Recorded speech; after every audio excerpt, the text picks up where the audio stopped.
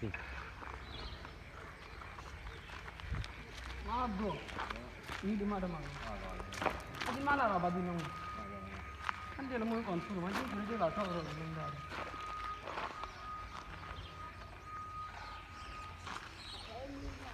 Jangan, majin.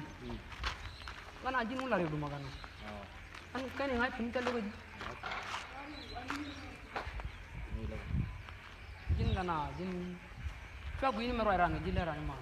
Dia mendan baharu mang, kontak konon nanti. Kan membaharu mang, wana cide guju orang itu non.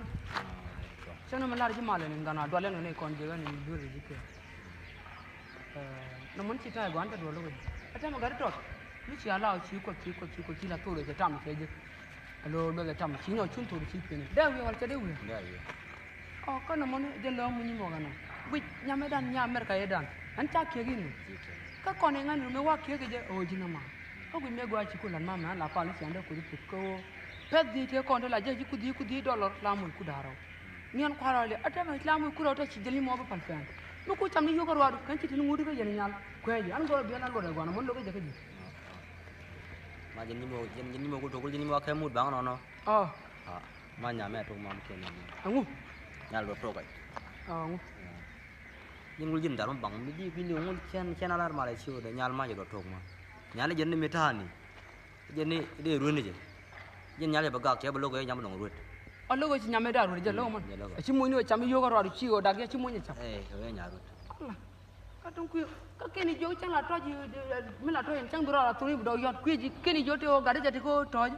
Dia aku cang toji no walau cang len loin lain maksud. Oh jadi uci nyam dong ruin je lo kiji.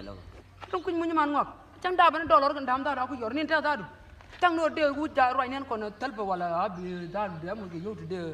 Udah mati kalau Amerika, dia munyi man gor kalau Amerika. Midan kalau cidan cang pun mereka dia cang. Cidan makar. Cikan yang cang gor. Benar sun bapa. Bapa kita wiram kalau Amerika. Kapan kau? Mungkin lah cang juga orang. Kau bawa tu betul. Lada gua kan aja. Milo dah gaji kau jangan dah. Gul dar. Cidan aja. Bela ada gua. Dar. Anma kau cang. Tulo. Eh gua. Kata